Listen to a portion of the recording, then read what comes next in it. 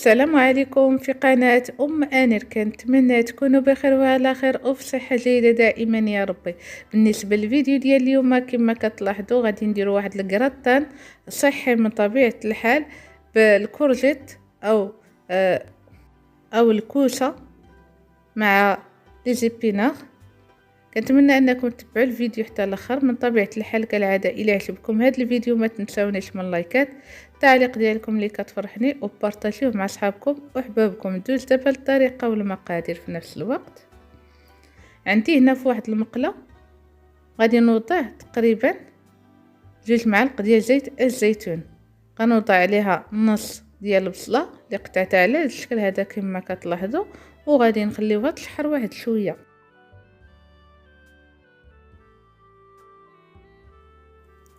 كنضيف هنا واحد القرعه خضراء او الكورجيت. انا استعملت هذه النوعيه هذه كتجي جد لذيذه. غادي نوضعها اللي قطعتها على هذا الشكل هذا. غنضيف ليها تقريبا شويه ديال اللادند. بالنسبه هنا للمكونات انا استعملت لشخص واحد، وغادي نخليو الكل يتشحر مزيان.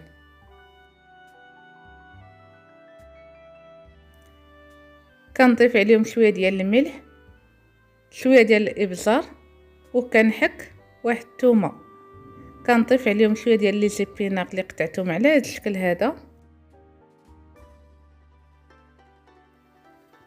وكنخليه واحد 2 دقائق على ما طاب لينا لي زيبيناغ. كما كنعرفوا ان لي زيبيناغ دغيا كطيب.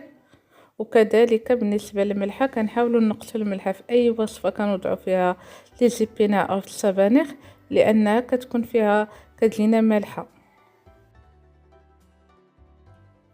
من بعد ما تشحروا لينا المكونات كما كتلاحظوا كنضيف عليهم 2 ديال البيضات،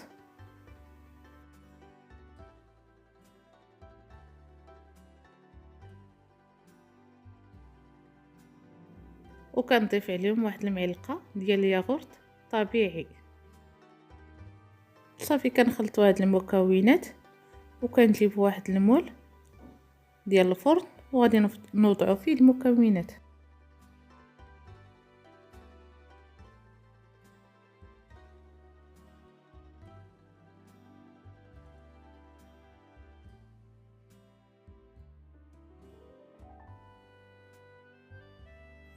هنا كنضيف شويه ديال الجبن الاحمر كما لاحظتوا، كنقطعوا على هذا الشكل هذا وكنضيفوا على هذا الشكل كما كتلاحظوا في الفيديو.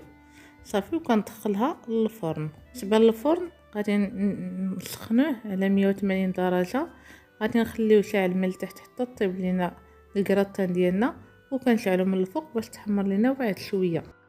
الكراتان ديالنا كيجي على هذا الشكل هذا كما كتلاحظوا. كنتمنى انكم تجربوه.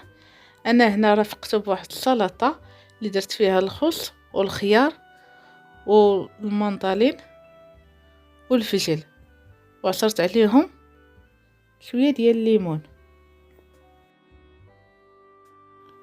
كنتمنى هاد الوصفات ديال اليوم ينالوا الاعجاب ديالكم. من طبيعه الحال الى عجبكم هذا الفيديو ما تنساونيش من اللايكات ديالكم، التعليق ديالكم اللي كتفرحني، وبارطاجيو هذا الفيديو مع صحابكم وحبابكم. تعم الفائده، وشكرا لكم على المشاهده.